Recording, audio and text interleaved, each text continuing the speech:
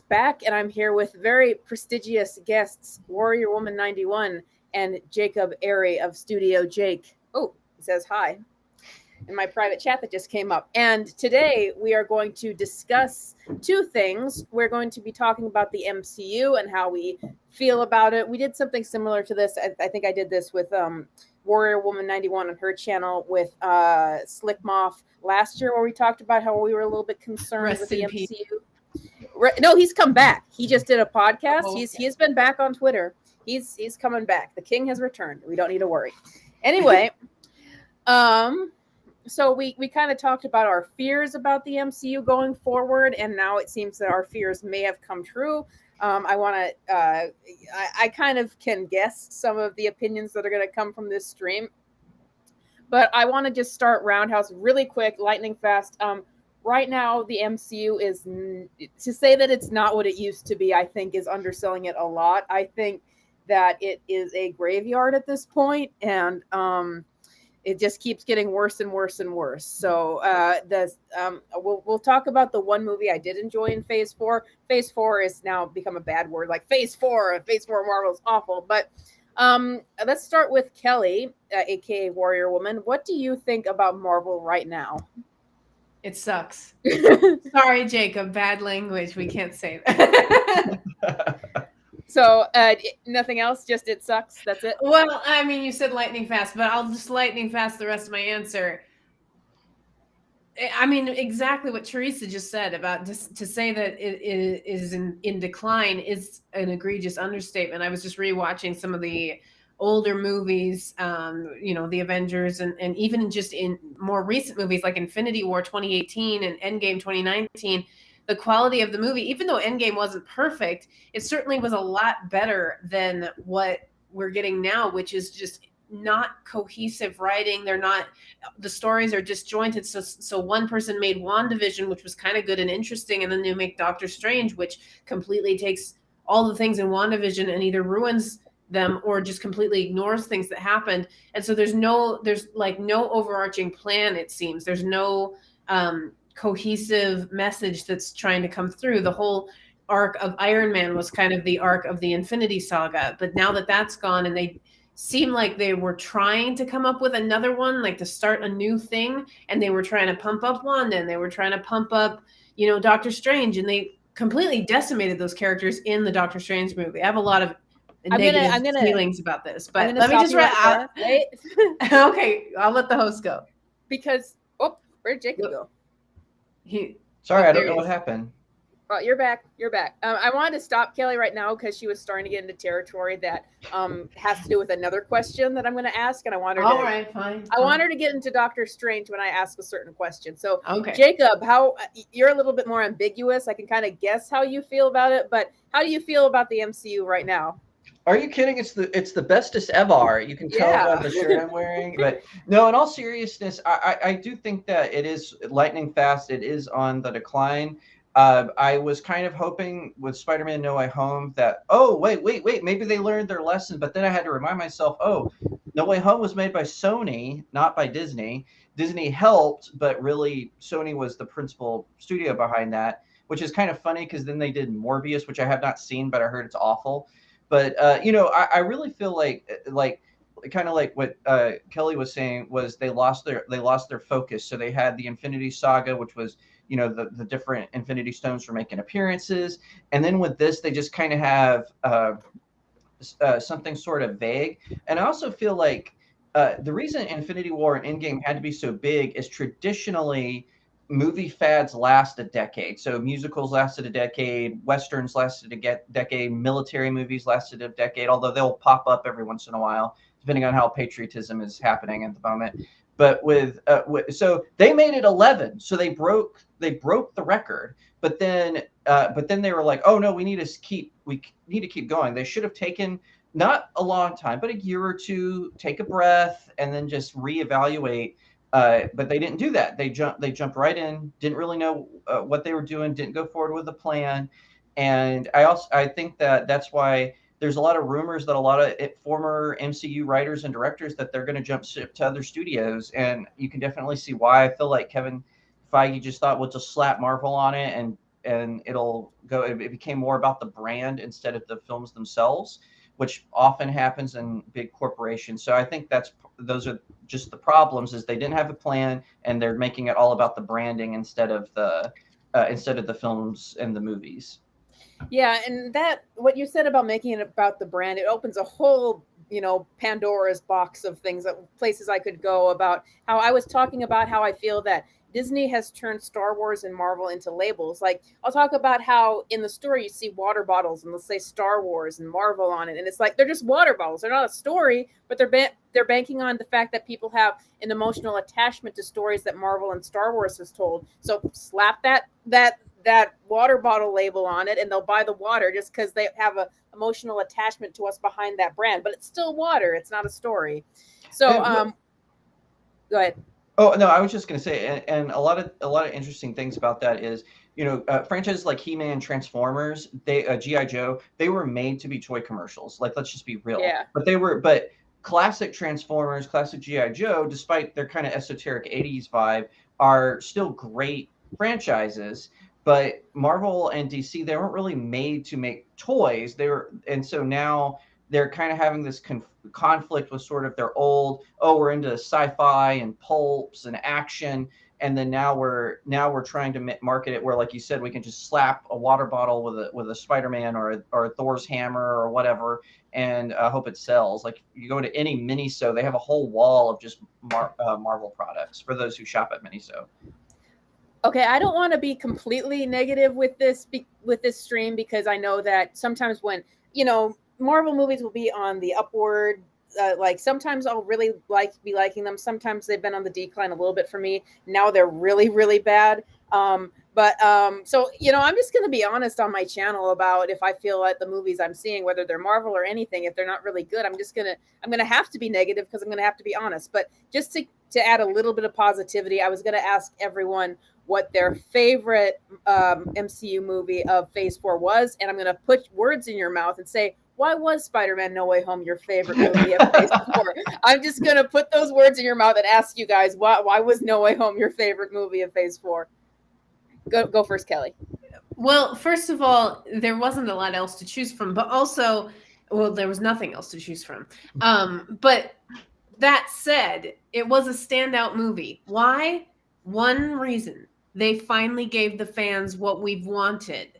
There's so many different times in franchises where fans are very explicit about what they want. We want to see, I don't know, whatever it is. We want to see Natasha and Clint get together romantically because that's a classic thing that happens in the comics. Or we want to see, Batman, Wonder Woman, and Superman on the screen at the same time, or whatever it is.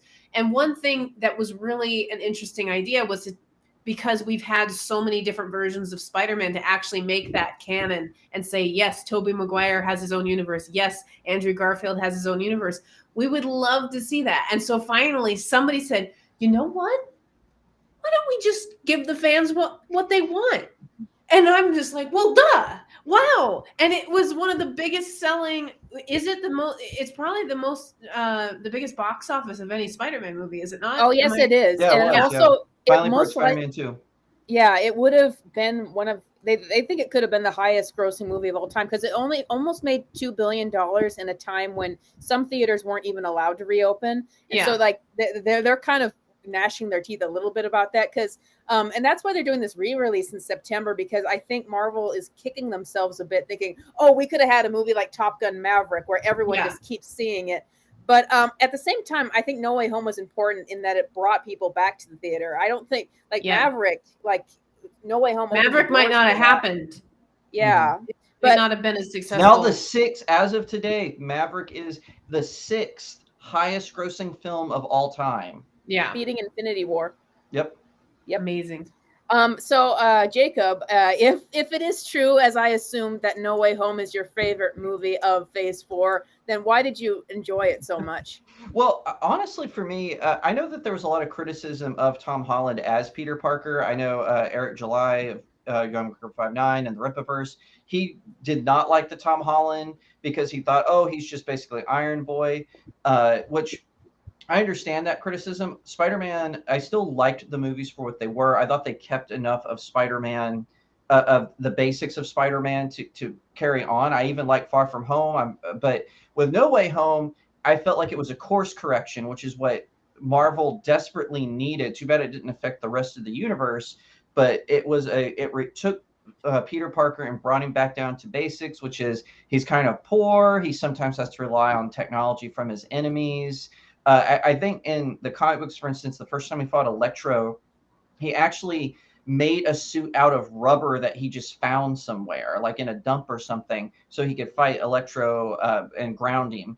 But it's so that's why I liked it. And I want to talk positively as well. And I think one thing too about us who are kind of in this trajectory, it's hard because sometimes I like things, but like other people don't like them. So like a good example of this is No Way Home. I know people who didn't like it, but it's just they don't like Marvel Phase 4, and it's kind of leaking in. But I'm like, yeah, but Spider-Man No Way Home is a good movie, and so I'm not going to. And I even kind of like Loki. I just didn't like all the freaking exposition in it. But yeah, you're right. Spider-Man No Way Home was my favorite of Phase 4. I love how it just abruptly ended. Like Kevin Feige's like, after She-Hulk, it's over. And, it's like, now we're in Phase 5. And so I think that, because I think Ant-Man and the Wasp 2 was originally supposed to be a part of Phase 4, but they moved it back to Phase 5. So I thought that was kind of funny. Well, I think it's a point. It's to Teresa's point. It goes to Teresa's point about Phase 4 is becoming like an anti-brand almost because it's so bad. There's nothing good in it other than that Spider-Man movie, and so they're trying to move away from that brand and say, okay, let's move on now. Let's move on to the next thing. And it's basically Phase 4 is the "Let's Go Brandon" of the Marvel administration, and that's 100%. What that because. Remember, Phase 4 was originally going to go through Guardians of the Galaxy 3. It was originally going to go through all that stuff. I think it was supposed to originally go even up to the next Fantastic Four. And all of a sudden, Feige's like, nope, after Wakanda Forever, it's gone, which tells me that they probably think Wakanda Forever is going to be bad, and they're hoping that Guardians 3 is going to maybe be a really good movie that brings people back. When I saw the first image of Namor, I'm like, yeah, this is gonna be terrible. They couldn't even get Namor to look like Namor. He's the simplest. A lot of people think he's the first Marvel character. I actually think Captain America beat him, but he's the simplest guy. He literally just wears a bathing suit and has black hair and sharp ears. That's all you need. And they couldn't get that right. And I'm just watching this and I'm like, what is this? Yeah, so just to close out that question, I love No Way Home because they not only brought all that fan service and gave fans what they want, but they crafted a relatively good story around it. They even sort of gave some characters a glow up, like Electro. Like I was like, why are they bringing back Jamie Foxx Electro? And they made him amazing. They gave him a lot of great material. So I agree with he's a good actor. Yeah, he is a good actor. I agree with what you're saying. I think that was a prime example of giving people what they want and doing it well at the same time. And you don't see that anymore. You don't see that with what they're doing with the Lord of the Rings. You don't see that with subsequent Marvel films. You don't see that with DC, except for, I guess, the Batman, which was pretty good. But that was like my positive question, why we love No Way Home and all that. But I want to ask next, of the movies that we've seen in Phase 4, what was your worst experience and why? So I'm going to go with Kelly first, and I know what she's going to answer. This was the question where I said save it for later. Doctor Strange. I hated that movie so much. It's one of those things where I don't want to come back to the theater after seeing a movie that bad. And for a myriad of reasons, I could do an entire podcast just on why I hate that movie. But here's the worst part. And this is objectively, even if you liked the movie, you cannot deny that Wanda's character was completely shattered. Like the arc that they started with WandaVision was completely shattered with what happened in WandaVision, in part because they completely ignored all of the character building that they did in WandaVision with her relationship with Vision.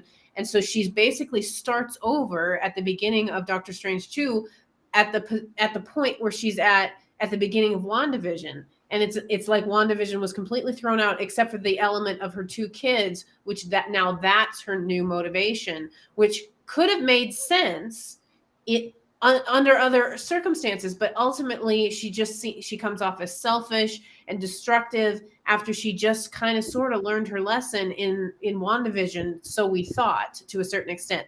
Then secondly, you take Doctor Strange, who's basically what I viewed as the new Tony Stark.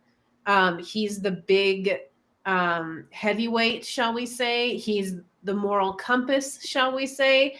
And now by the end of Doctor Strange 2, I mean, for all intents and purposes, I guess he's demon possessed or something. I don't know. It's very weird. Anyway, so those are the two main reasons. Like, your two heavyweights are now either dead, destroyed, character assassinated, whatever. I don't know, like, what is there to root for in Marvel anymore? Not really anything. So that's my story. It's funny because when Kelly says that's the kind of movie that she doesn't want to go back to the theater. With my dad, it's like whenever he sees a movie, he's like, I don't want to go back to the theater after that. Except for Maverick, which he loved. But before I get to my worst film of Marvel Phase 4, Jacob, what was the worst experience you've had with a movie with Phase 4 so far? I would have to agree with Kelly on Doctor Strange. I haven't seen Thor: Love and Thunder yet. I plan on. Someone gave me a gift card for my birthday to Fandango, so I'll probably end up seeing it because I didn't want to pay for it. But with this in mind, I would have to say Doctor Strange. I think it's different reasons than what Kelly said, but essentially for me, I felt like I felt like it was just kind of a jumbled mess. And also, I don't really like America Chavez as a character. For one thing, when she was introduced in the comics, she was introduced kind of back in the early 2010s. She wasn't really well that received. So they did like some retconning of her origin, which is kind of what you saw. That version is what you saw in Doctor Strange 2. And they reintroduced her for Marvel Now, and she was even more rejected by the fans with the new version of her. So it was kind of like, why are you bringing in this character that the fans just outright rejected? Like it's not even that her sales were poor. Like they couldn't even finish miniseries with her as the lead character. They had to put her in Marvel Rising, which no one cared about. So it's kind of like that was like a team up of like a bunch of the newer characters. Again, like Squirrel Girl, no one cares about her. And so that was kind of my thing is, it goes back to what I've always said is a problem on Warriorwoman91 podcast is they want to skip because for the first 3 phases, they borrowed immensely from the 80s, the 70s and the 80s for their story arcs and a little bit into the 90s. But then they want to skip the mid 90s and the early 2000s and go straight to when the comics when the comics declined in their quality as well, and just to force you're going to like this character whether you want to or not. And it's the smugness that they have that's really what bothered me about it. Was no one liked America Chavez, just maybe a few people on Tumblr, on Instagram. And it's kind of like, I want to see Doctor Strange interact with Mordo and Clea, and the Silver Surfer even has more of a connection to Doctor Strange than America Chavez. So, that was kind of my, heck, Ghost Rider. Could you imagine if they had put Ghost Rider in that film instead of America Chavez? That would have, that would have a little changed the plot a lot. It certainly would have given them a better weapon for defeating Wanda. But, I just think that I'm just saying that a more cohesive character with a bigger connection to Doctor Strange, I think would have made the movie better. So that's kind of my take on it. Okay, so I think that this is very interesting because Jacob, I didn't know hadn't seen Love and Thunder, and Kelly, I know for sure has not seen Love and Thunder, and so I'm going to reveal what was my worst experience with Phase 4. It was Love and Thunder, and let me explain why. I'm judging this on was there even just an iota of something I enjoyed? And with Doctor Strange 2, this is why I was so disappointed with it. I was so excited. You're going to do a horror superhero movie, and those are my 2 favorite genres smashed together. And you got Sam Raimi, who knows both these genres coming in. I at least enjoyed some of the cinematography and some of the choices made in Doctor Strange 2. There was various, editing choices that hadn't been done in a while that you would see in maybe horror films and films from the 80s and stuff like that. I enjoyed those choices, even though the story around it wasn't good. And that stuff runs out because on a first watch, I might go, oh, I love that shot. But then it's like watching again and again and again, you're just seeing the story. And it's like the story's not good. Love and Thunder, nothing. It was like, if I was to describe Love and Thunder to someone who hasn't seen it, I would say, do you remember that play in the beginning of Ragnarok that is going on in Asgard, where it's like a really cheap, unfunny, bad retelling of the Thor mythos? And that entire thing is Love and Thunder. It looks really cheap. The costumes look cheap. The CGI looks cheap. And I disagree with people completely that say that Thor Ragnarok assassinated Thor. No, Thor was Thor with a little bit more of a comedic edge. And yes, he was the butt of some of the jokes, but not all of them. He was still an active protagonist who had a goal and he stuck to it. Chris Hemsworth's performance as Thor in Love and Thunder is him doing the dopey, silly, stupid, I'm an idiot voice for the entire movie, making silly faces. And it's awful. None of the jokes are funny. It does not have a plot. The plot is like if you had a bag of blocks and nothing is connected. It's just a bunch of stuff.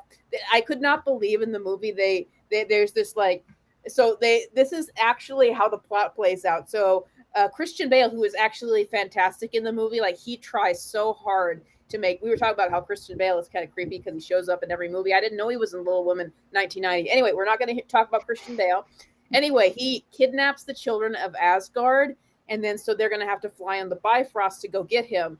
But Stormbreaker won't work, quote unquote, because Stormbreaker is jealous of Mjolnir. And that is the plot point, that since Stormbreaker is jealous of Mjolnir, that they can't use the Bifrost to fly to get the children. So there's this entire segue where Thor is apparently this big fan of Zeus, and he's acting like a complete idiot, like he has no brain. And they go to Zeus for help. And then Zeus turns out to be an idiot. And there's this entire meaningless sequence in that they go through a big fight with Zeus because he's bad. And then they get out of there and they're just like, well, that didn't work. And like, what are we going to do? Well, I guess we're going to sail to get the children anyway by ourselves. And I'm like, so that entire sequence of the Stormbreaker not working, going to find Zeus, it was all pointless. It was that is Thor Love and Thunder to a T. It is. I feel like we saw this movie before. I think it was called Wonder Woman 1984, where the entire everything that happened was pointless. Well, but since that was my worst experience, where I didn't find anything funny, characters were completely assassinated, the mythos was assassinated, nothing redeemable, not even the cinematography, the special effects were awful. But I want to segue from that to talk about how another thing that I'm noticing about Marvel is the content. And Thor Love and Thunder, worst scene in the movie, one of the worst scenes, is that scene with Zeus you saw in the trailers where Zeus flicks Thor's clothes off, only they don't censor it in the movie, and it's played up for laughs. And I don't know. Oh, hi, Bunny. I don't know anybody who that's thinks. A cat. Yes, that's a cat, everybody. I don't know anyone who found that funny. I've only seen people complain about that, how apparently we're trying to move away from, Hollywood has a bad history of glossing over rape and sexual assault, and they're trying to move away from that for women, but they're still making a joke of it if it happens to men. And so, but I've noticed that in Marvel, that you've got that scene in Love and Thunder, and then you go to Doctor Strange and you've got a lot more violence. You go to the recent She-Hulk, and we all know what's in that show. I'm not going to that show. With all those jokes. And it's like Marvel is like getting less, after being so good at building up a brand that anybody could watch. They're becoming more and more inappropriate. It's not even for story reasons. Like you've got the scene in Iron Man of him fooling around with that girl. It's like, well, I don't want to watch that, but it is at least part of his character arc, and this is a flaw. He's a womanizer. And it does drive the plot forward, and that's something that I've talked about on my channel many times, is that these things that bad things happen in real life, and I'm not against depicting them in film, but when it's just done for gratuitous reasons or for something that has nothing to do with the plot, or most of the time I feel like it's gratuitous and it's just like, oh, we want to see this on film. What are you, a perv? Like, we don't need to see this. And I just want to go back to I'm an anime fan. I've become desensitized to it. Well, I just wanted to follow up on Teresa's point about how now sexual assault and sexual harassment is like taboo when it comes to women in Hollywood, but it's like ramped up when it comes to men. Like it's completely acceptable. That whole thing with Wonder Woman 1984 where she takes another man's body and uses it for her own pleasure and makes it into her ex-boyfriend or whatever. It's so, and what is wrong with you? And it was so simple to change. Like, why can't you just have it that Steve Trevor has been brought back by magic? You don't need to have another body. They absolutely didn't need to do that. Yeah, it was very weird. But what I was getting at is we see Marvel just kind of stepping over these boundaries after being very family friendly for years. And of course you could say, well, why is this happening? Oh, well, people in Disney are perverts. We know that. We know that there's people behind the scenes at Disney that are perverts. We recently just had 3 men arrested from LA for pedophilia, and they turned out to be Disney employees. So we know this. But before, they were they usually hide it, you know. They usually are good at hiding it. So I'm wondering what your guys' take is. Why has Marvel kind of been stepping over the line with this stuff? Why do you think they haven't been as good as, you know, saying no to these kind of things? I'll let Jacob take that. Well, I honestly think it's this idea that they're growing up with their fans. So, remind me, what year did Iron Man come out? 2008. 2008. Okay, so right. So I was 20 when it came out. So I went to see it as an adult. I actually think I saw Iron Man on DVD on Divid. But I saw all the other Marvel movies after that. I saw in theaters. So I was an adult when I went to see Iron Man. But I think there's also this idea that they're chasing away all their talent, right? So Jon Favreau, he got chased, you know, just to the lot next door, but to Lucasfilm, and he's pulling all his old buddies. Taika Waititi worked on The Mandalorian and whatnot. So I honestly think that part of the problem is they're being restrictive with their directors, which is why Scott Derrickson, who was the original Doctor Strange director, that's why he left Doctor Strange 2, was they were being too restrictive with what he could and couldn't do. And they brought Sam Raimi on, who was just happy to be able to give his old buddy Bruce Campbell a cameo. And you know, it's and not to say he's not talented. I just don't think when he went into it, he was thinking, "Oh, this is going to be an experience like I had with the first 2 Spider-Man movies before Sony came in." But no, Disney's already far gone. So I think that's part of the problem. Is they're saying, is these directors are saying, "Hey, you know, I'm a little bit," or maybe the screenwriters, they're like, "Hey, let's put this, you won't let us go here with these characters or there. Hey, why don't we need to do something. Let's put in a little fan service." That's what it's called. That'll get eyeballs back. You know, the problem is they don't know what fan service is. So they, which again, like I said, I'm a little desensitized to it, but I think that is part of the problem. Is they want eyeballs back, but they won't let the directors have their creative freedom, which is one thing. When Paramount was over the MCU, Paramount was letting the director, they just wanted it to be continuity. They just wanted, when Paramount was like, "Hey, we're going to work with Universal and Sony and with Disney to create this universe," when they were in charge, they were like, "We don't care what you do. We just want it to fit in the universe. That's all we care about." And so I think that now, though, Disney's like, you know, we want it to be with the way we're doing it. We want it with our branding. We want it with these specific characters. And so the directors were like, "Well, what am I supposed to do?" And they're like, "Oh, have Chris Hemsworth be naked. That'll bring in, a bunch of 80-year-old perverts, who wouldn't normally buy tickets to see these movies."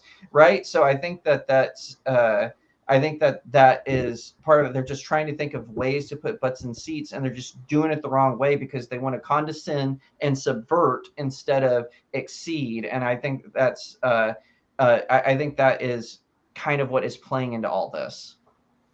Kelly, did you have anything you wanted to add to that? Yeah, just one of the things, I know we're running short on time, but one of the things that I wanted to make note of is Disney has been this way the entire time. Disney has always had an issue with perverted content. I don't know, this might predate you, Teresa, but Jacob might remember back when we were teenagers, the big thing was, oh, what was the sexual message in the art on the VHS of the Disney movie? Do you remember this? Yeah. It was all about, they drew that, piece of anatomy in the, what was it, the Aladdin No, it was the The Little it was Mermaid. the The Little Mermaid. Yeah. Yeah, I mean, it was all that stuff. So they've been like this the entire time. This has been going on since the 80s, if not earlier. I'm not sure when this started, but I mean, I remember that as like a 12-year-old hearing these things. So this is not new. Disney has been doing this for a long time, quietly. It's always a disgruntled Yeah. employee too. Yeah, it's always a disgruntled employee. There's just like thousands and thousands of them, and they're always getting into the artwork somehow. I wonder how. It's interesting because I remember hearing that story when I was like 11 or 12, reading Wikipedia, and I'm like, oh, people are reading into things that aren't there. That's not real. And now I understand. You do have to take this very seriously. I think that there could be a lot of reasons. I think it could be that they think that they're responding to the criticism that Marvel never does anything different in the wrong way. And they're like, oh, we're going to go a little edgier and we're going to get these different crowds of people in to watch. I think that might be part of it.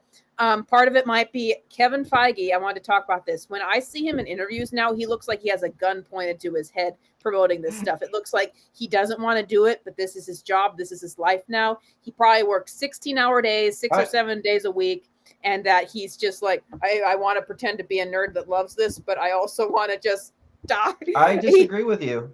Oh, well, I'll hear you out in a minute. The other thing is, I think that the mask might slip eventually, like with Joss Whedon. He put on this image of a feminist for years. There were signs that was not who he really was, but eventually the mask fully came off.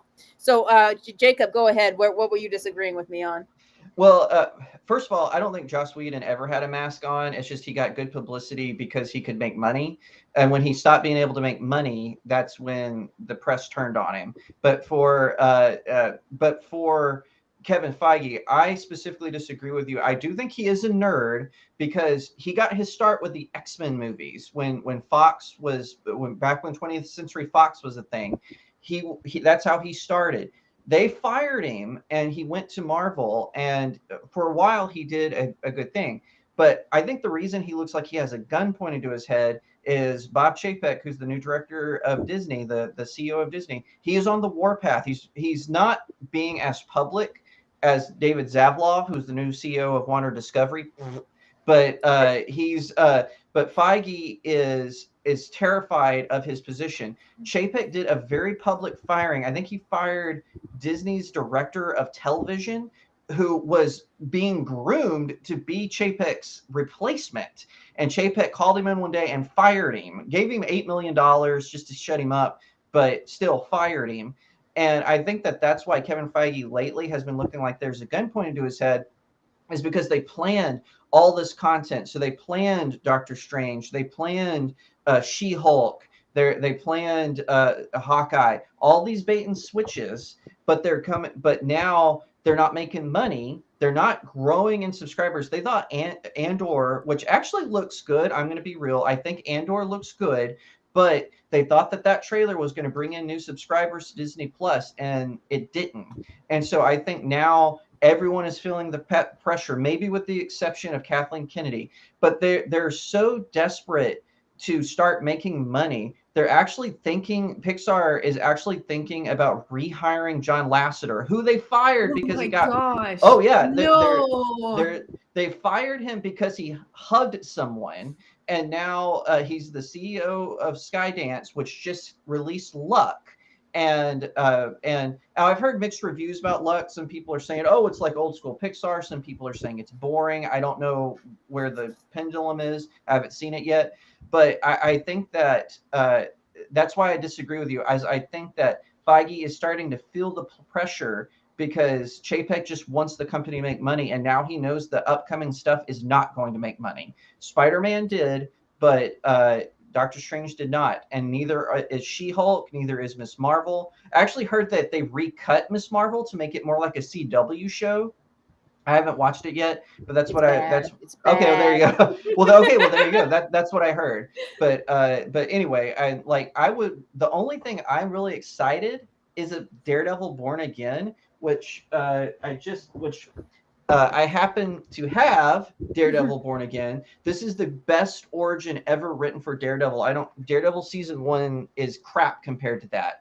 And I just think, I don't mean the show season 1. I should clarify. There's a comic book called Daredevil season 1 that acts as an origin for Daredevil. No, the Netflix show is awesome. I'm talking about that comic book. But anyway, I think that's where I disagree. Is I think Kevin Feige, he does want to push out this stuff, but now he's in a rock and a hard place because he's got Chapek breathing down his neck. Because Chapek, that's all, he came from Disney parks. He wants to make money, and when he left, the park started losing money. Just keep that in mind. When he was in charge, the parks were making money, and now he's got the whole company under his wing. So I think that's why Chapek is looking like he's in a hostage situation. So, and like I said, and by the way, I mean no disrespect with my disagreement. I just think that is where it is going. And now Feige, that's why all these movies got pushed back. And like Kelly said, they know Wakanda Forever probably is not going to be as good as the first one. So they're wondering, what are we going to do now? Which I think is why they hyped Chadwick Boseman, which I just thought was disgusting in the trailer.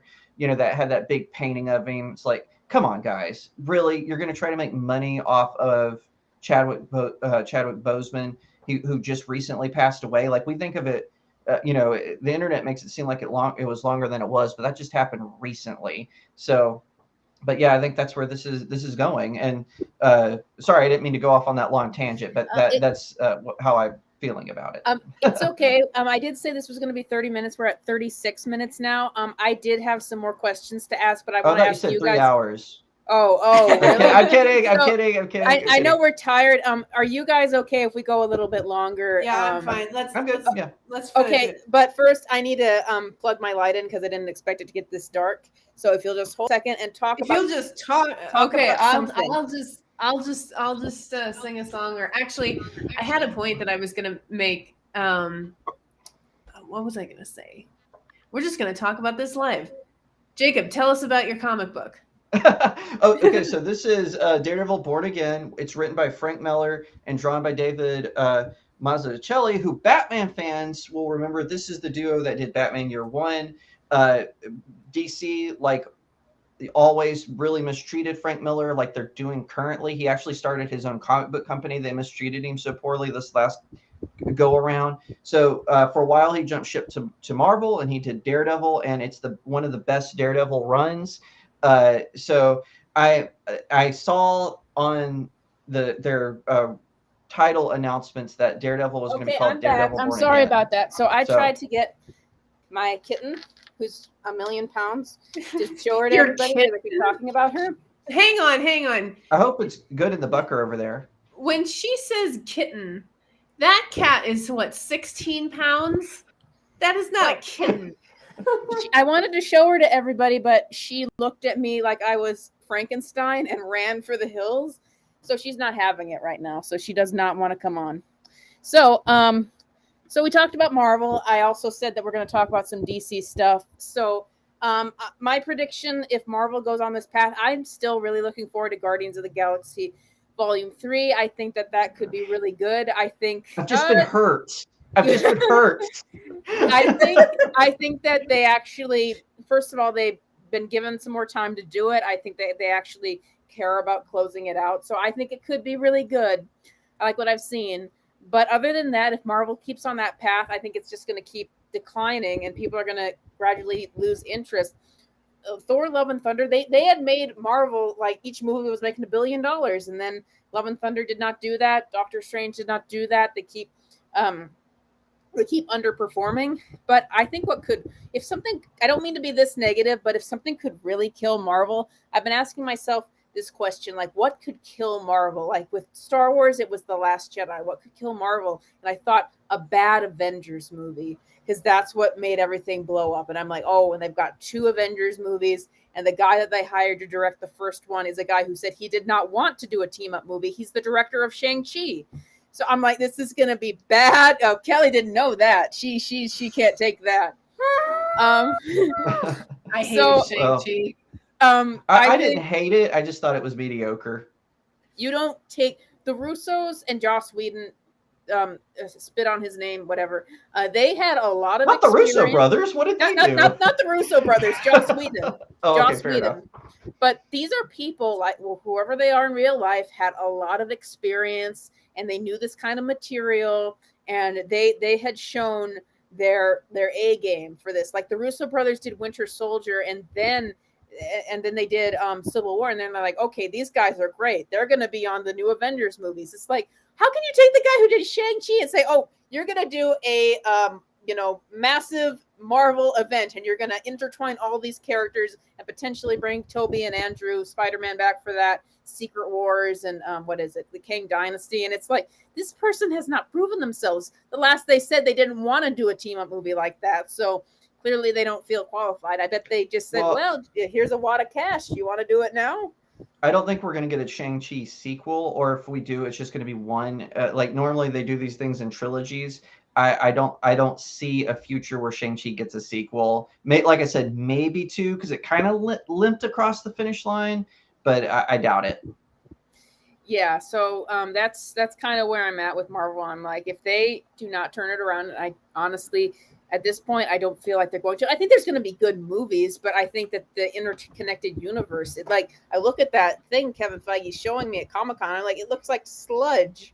It looks like a crappy Disney Plus shows called Echo, and then movies I don't care about like Thunderbolts, and they've kind of lost my consumer confidence.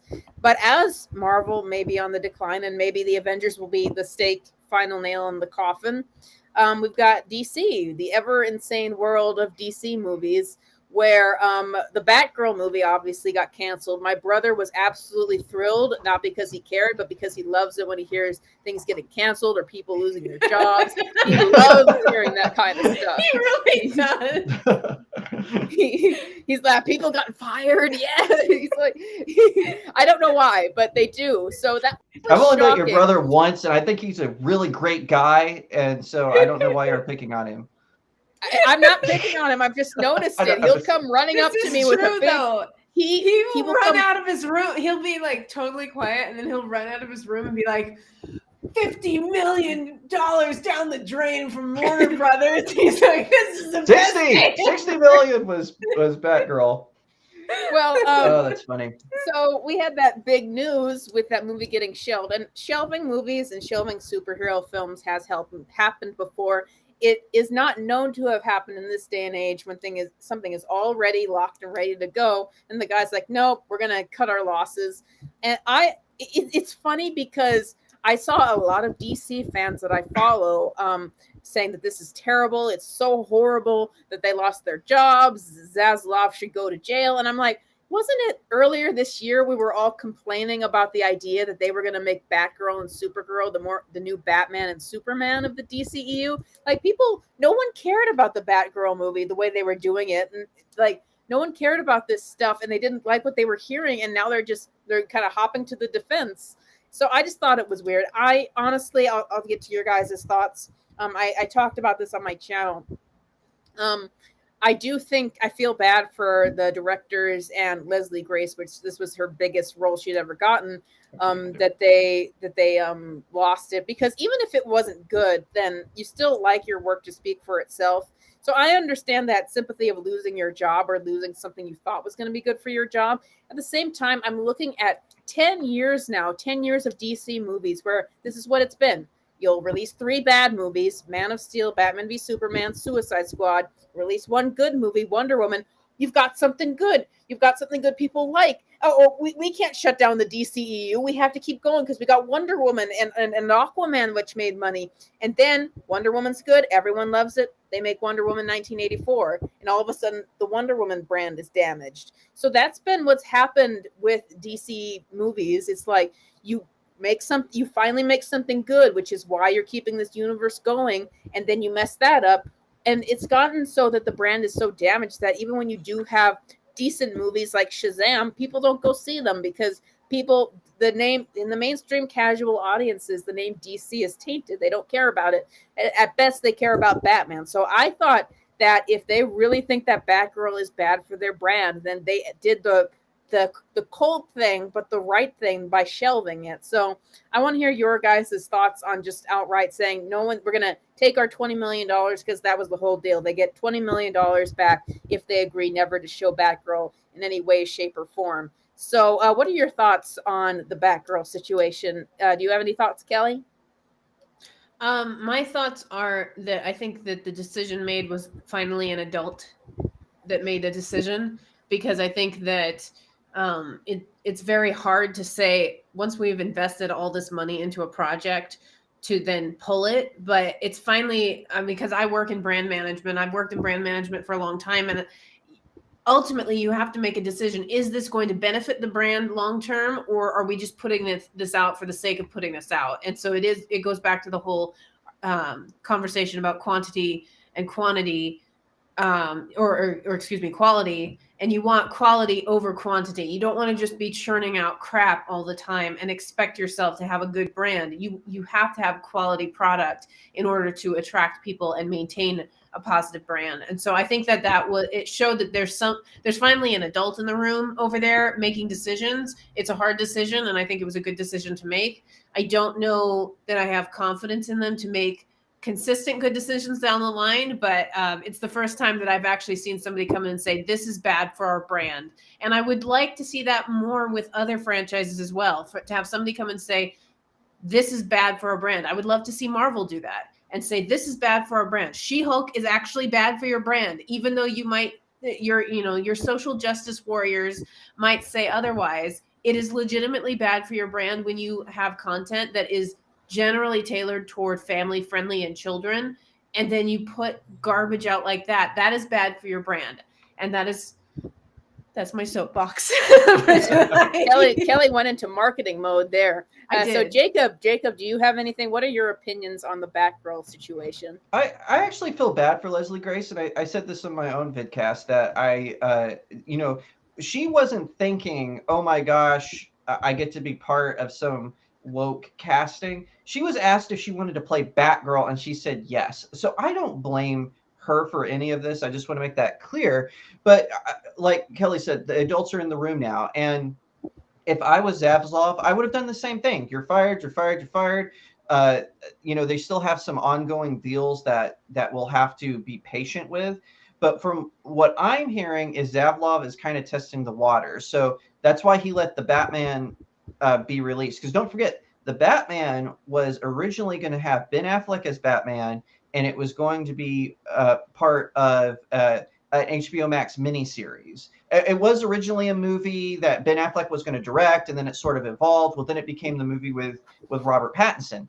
And I honestly think this is Zavlav's testing the waters. Okay, does the original DCEU work, or do we need something better? And I also think that's why he greenlit a Joker sequel. I think that he's testing the box office, because a lot of people were saying, Snyder fans were rejoicing because they're like, "Oh, Batgirl got canceled. That's a sign that everything is a sign that the Snyderverse is coming back." I want to interact. But everything is a sign that. Right. By the way, this is really funny. I thought of this earlier. So the Snyder fans were so mad at Robert Pattinson's Batman that they made a rumor that Jeffrey Wright, who played Commissioner Gordon, had a slave plantation or something like that, or some kind of gold mine where he was forcing people to work for him as slaves. It was hilarious. And then Jeffrey Wright came out and is like, I do not have that. It was so funny. They made up this conspiracy about Jeffrey Wright. It was hilarious. But I wouldn't be surprised if some of the rumors about Pattinson's behavior on the set came from them.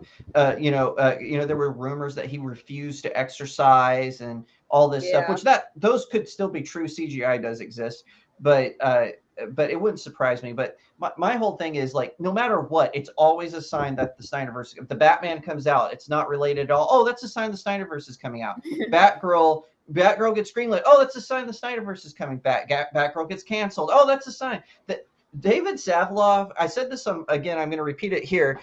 David Zaslav could hold Zack Snyder by his ankle over a piranha tank on the WB studio lot. I'm not advocating for that. I'm just using this as a hypothetical.